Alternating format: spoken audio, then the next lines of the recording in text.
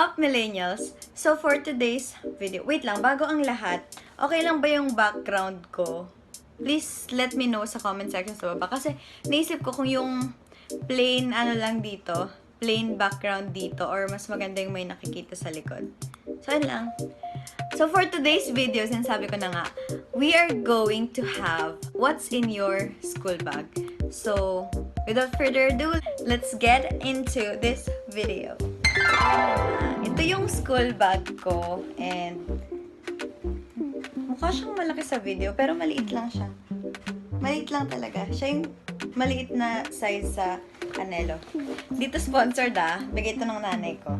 So, mag-umpisa tayo sa pockets. Anong laman ng pockets ng bag ko? So, dito sa isang pocket, hindi ko pa ito nalinis from last sem. Oh my gosh. Meron pala ako ditong coupons from Fusion. Gika doon, naghahanap ako nito nung isang sem, last sem. Meron pala ako dito. By the way, kung member ka sa org ko, alam mo yung mga perks na ganyan. So, ang next ay 1 by 1. 1 by 1. Meron pa akong bangs dito. Oh my gosh! Sobrang tagal na. Dati ko pa kasi ito gamit. So, tignan nyo. I-zoom ko na lang.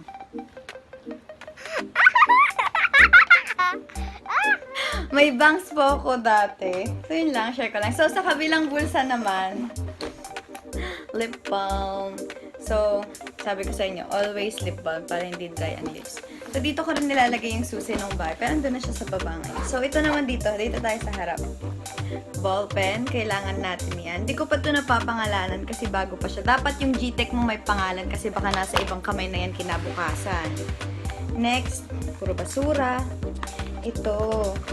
Meron akong booklet dito. So, ginagamit namin to sa church and sa pag-disciple ng tao. Tanong nyo na lang yung leader niya about this.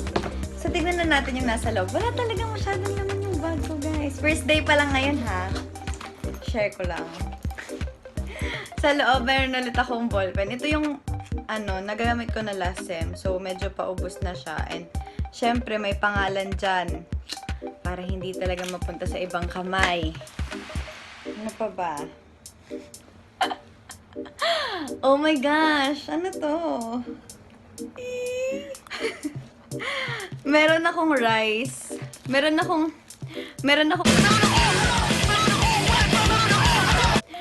akong rice dito from Ministop. Kasi bumili na ako kanina bago ako umuwi. Kasi meron pa kaming ulam galing probinsya.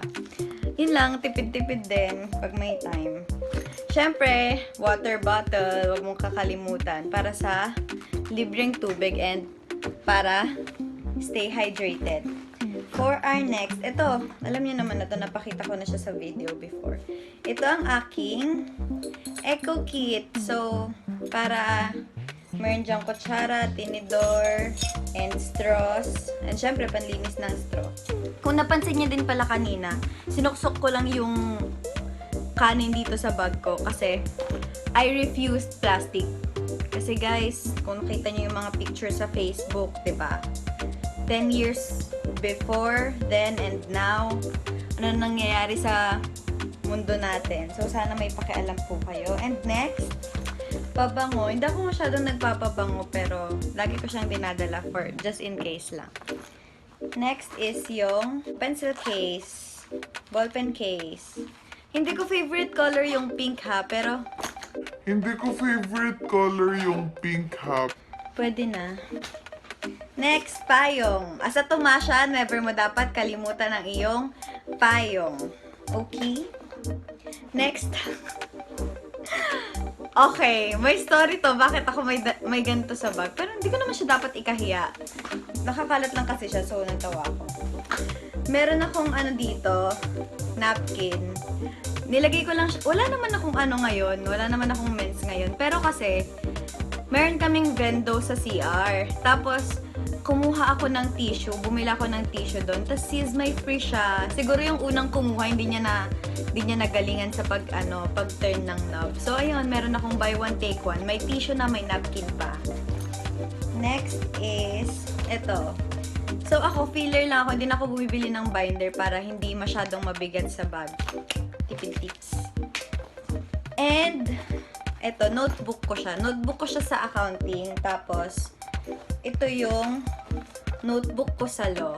So, gamit ko na siya parang nung third year, second sem pa. Kasi meron pa naman siyang madaming blank na pages. So, ginagamit ko pa siya kasi sayang naman, 'di ba? Ito tandaan niyo kung pwede pa yung luma, huwag ka munang bumili ng bago. Okay? Tipid-tipid din tayo. Wala pa tayong mga sahod. Ito pa. Yay! Ito para pag nagko-commute si ate mong girl, merong pamaypay. Galing din yan sa org ko. Okay. So, yung back pocket naman sa loob. Oh my gosh. So, ito siya. Meron pa akong Scantron from last sem. Tapos ito, yung inaayos ko kasi may something wrong sa my Oste portal ko. So, meron akong ganito, something na documents and such. And certificate of participation from last sem pa. Scantron, and may handout pa from last sem. So, ayun guys, tapos na yung video. So, I hope you like it. And if you do, please click the like button below and don't forget to subscribe. At saka, i-comment nyo na rin kung ano pa yung mga kakaibang laman ng bag nyo. Also, don't forget to follow my social media accounts. Everything is at Milaine@chuchu, Twitter at Milaine@chuchu, and Instagram at Milaine@chuchu. So, thank you so much guys for watching. See you on the next. Bye!